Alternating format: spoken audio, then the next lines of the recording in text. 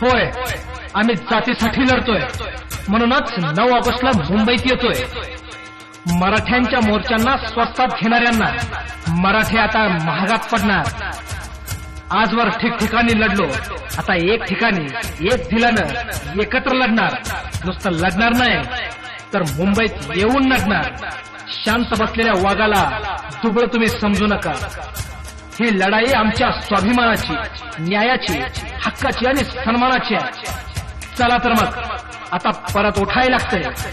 मराठ्यांची आबरू स्वस्त नाही हे दाखवायला लागतंय. कारण मराठा खडा तो सरकार से बडा.